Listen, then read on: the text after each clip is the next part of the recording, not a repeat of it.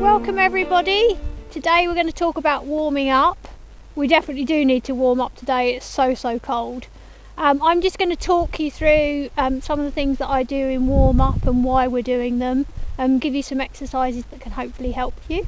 So ideally what you need to do is you need to at least walk for about 10 minutes really, to allow the horse's joints to sort of mobilise and get moving. The reason that you need to walk for that amount of time is ideally, you're trying to reduce the risk of injury.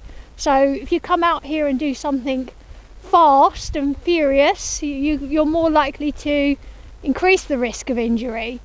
The other thing is just because your horse may have been turned out, that doesn't mean that it's going to be warmed up enough for you to just get on and do your training session. So when they're out and they're turned out, I mean, it's lovely, it's ideal, but what can happen is they have like short bursts of moving around, and then they often just stand for a bit and eat, or stand for a bit and rest. So you can't be guaranteed that they've moved around enough. So don't take the fact that they've been out that it's okay to just get on and exercise. So when you come in and you're doing your walking around, you have to have some sort of purpose to it.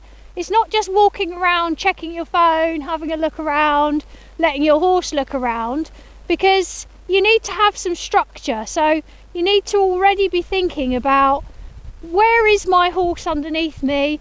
Is he falling in or falling out? How does he feel today? So you really need to bring an awareness to their posture, but also your posture. So it's not a time to just kind of feel like you're not really riding and you're ambling around chatting. You're actually needing to think, right, okay, this is what I want to achieve today. I need to make sure he's warmed up correctly. So you make sure he's between your hand and leg. He doesn't have to be in a frame as such, but you do need to be thinking about contact. You need to be thinking about your scales of training, your rhythm, your suppleness, your contact, before you really get started.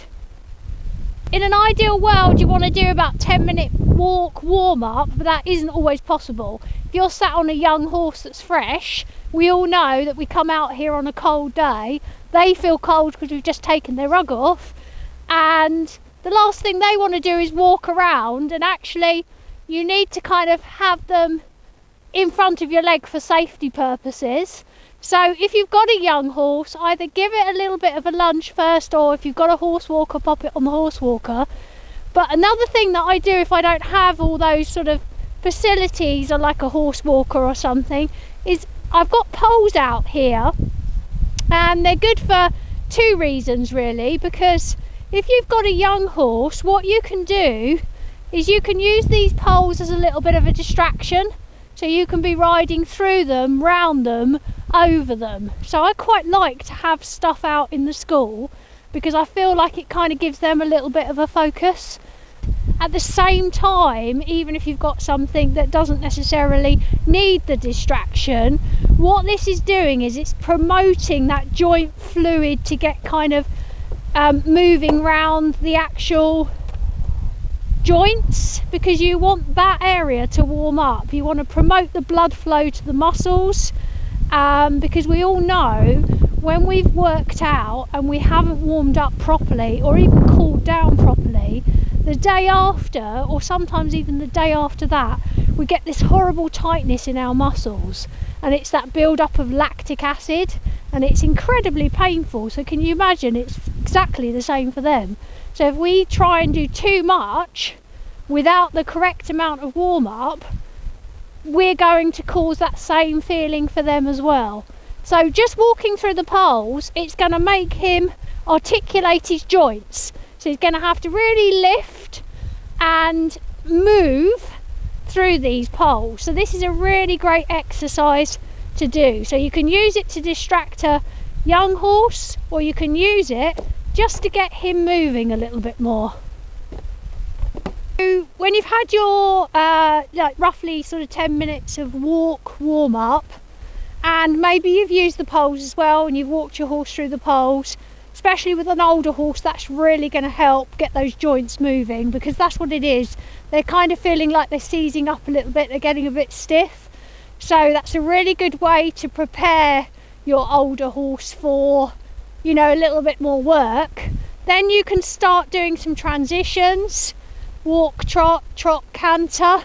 Still not expecting too much of the frame. I mean, I would like to see, you know, that the horse's pole is lower than the wither, and that the horse's nose is sort of stretching towards the vertical, and not expecting the horse to be too round at this point, because you really need the horse to be able to stretch over its back. So you can start putting in some transitions, but you can still see that I've got his neck quite low, and then I just have to watch for the obvious things, that he's not trying to fall out through his shoulder. I'm keeping him between hand and leg, and then I can just start popping in some transitions. So that was a little bit abrupt, so we'll do a couple more and I'll get more prepared for the downward transition next time, because that has to come from a little bit more of a push from behind, so that was better. And then we can also start putting in a little bit of lateral work as well, so that's going to promote those joints, joint mobility, because that's what it's all about. It's about use it or lose it, really. So we're trying to really encourage them to be supple and mobile through their joints.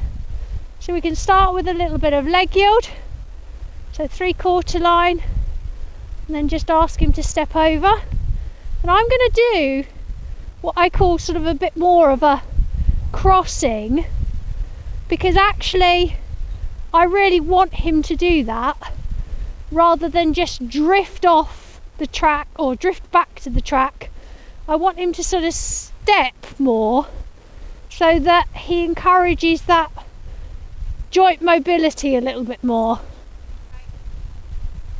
So this leg yield is not a leg yield for a dressage test, it's more of an exercise so that we get the horse really moving. I don't want him to fall through his shoulder, I want him to stay parallel, and hopefully there you can really see him crossing. And then we can do another transition, so we can go back to trot, then we come back to walk, and then we go back to a leg yield. But we're still in that slightly longer frame.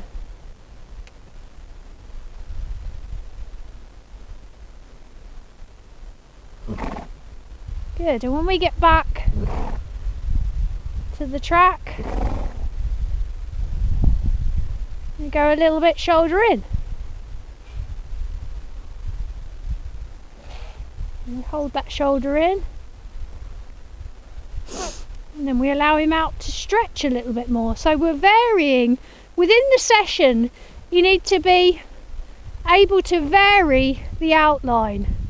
You need to be able to have him long and low, gradually bring him up, then allow him those moments to stretch in between, because he needs breaks. Because when we do any exercises, even if we're in the gym, we usually do reps.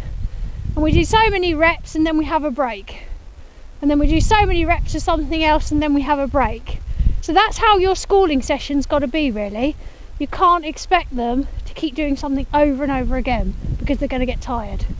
So it has a little stretch like this, which is really nice, where it really takes the nose down, where he stretches off over his back, and then we pick him up and we do some leg yield on the other rein.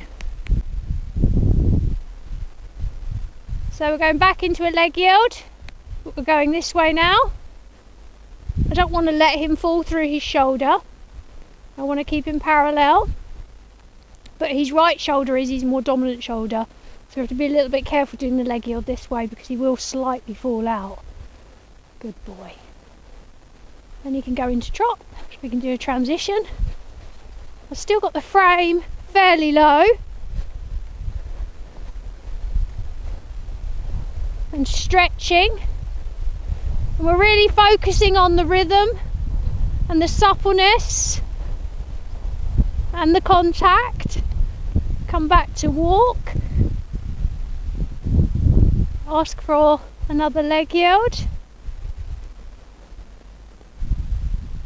Don't let him just fall through the shoulder this way, so I have to just catch him a little bit with my right leg. Stays parallel to the outside track. But these steps are really good. They're getting that back end mobilised a little bit more. Then we go a little bit shoulder in, because then we bring the inside hind leg under us a little bit more. And then we straighten up, trot, and then we can canter this way.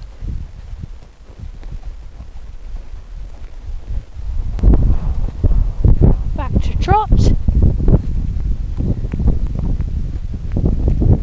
And you can start thinking a little bit about picking the frame up a little bit more. Trying your leg yield in the trot. Then a little bit shoulder in. And straighten up. And changes of directions. Popping in circles, half circles, because that's all going to help with your suppleness. So as we go into trying to split the school into some equal sections here, a little bit difficult because we've got the poles in the way, but we're working on the suppleness through the turn. We want to feel like he bends around our inside leg. We can see the bone of his eye on the inside here, and then we straighten, and then we start to work on the lateral flexion to the left as we make the turn here. And again, that lovely lateral flexion as we make the turn here.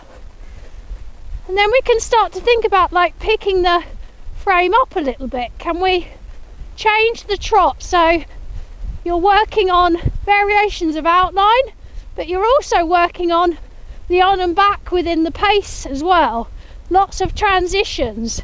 So you can have this outline, and then you can have this nice, low, stretchy frame.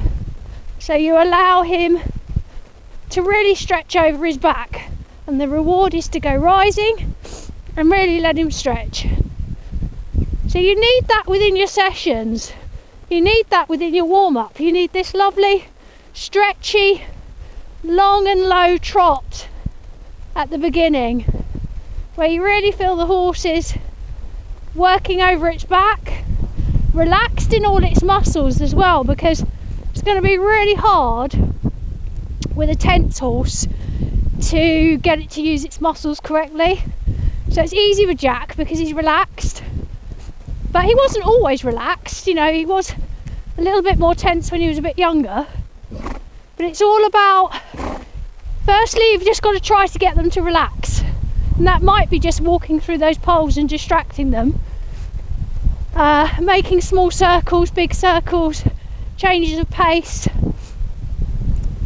And then kind of working on the relaxation. And then really working on improving them. So today we've put a video together all about warm-up. And I've just given you a few little tips that I use really, and hopefully that's quite helpful.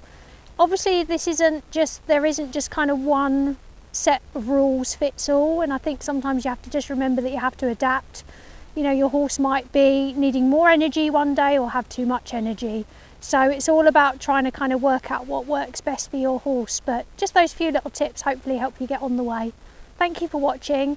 Don't forget to like and subscribe, and we'll see you soon.